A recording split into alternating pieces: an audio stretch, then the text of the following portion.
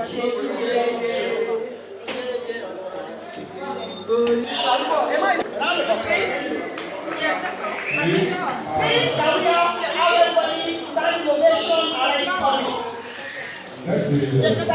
ovation, please. Láti gbé ẹ̀rí Nàìjíríà tó tó gbàgbá sùn lọ́yẹ́ aṣíwájú ogun lára lẹ́yìn ògùn lábọ̀ pé ti àgbègbè yìí wọ́n ló lò ṣàbùkù tí wọ́n ló lò ṣàbùkù ilẹ̀ Yorùbá ààrẹ ọ̀nà Ọ̀túnba Dr. Abiodun Adams ẹgbẹ́ ìdè láti gbé ìwọ̀n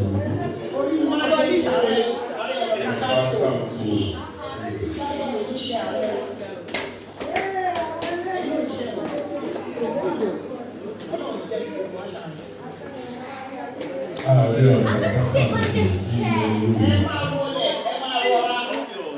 Okay, I'm sitting on this one.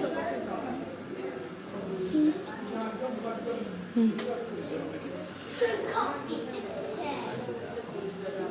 ààrẹ máa wọlé máa bá ààrẹ ọ̀nà kakanfò ilẹ̀ Yorùbá aṣíwájú ogun lánàá pẹ̀lú ogun lábọ̀. ààrẹ abúlé ìlú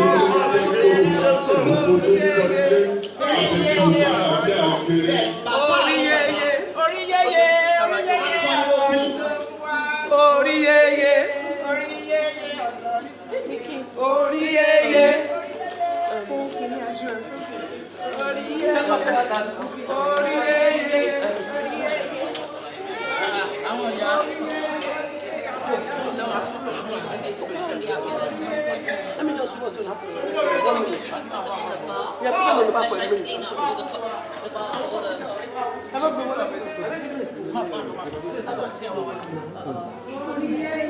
They said that they want me to video, but I can't see. They want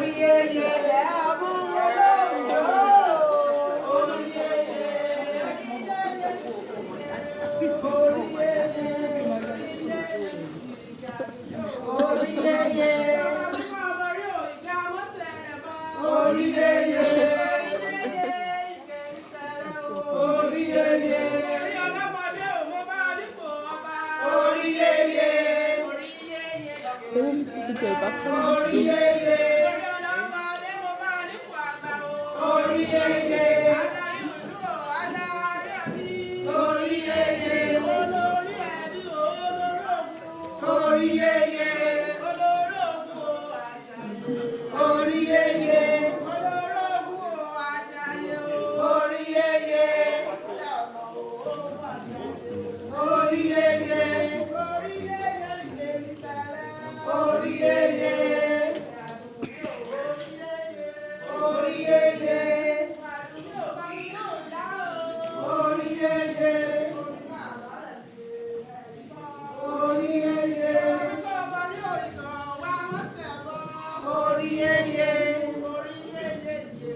Don't know how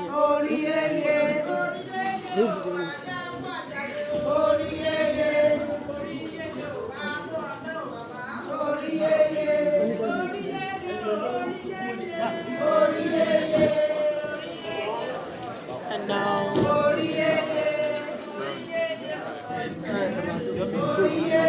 oh my god.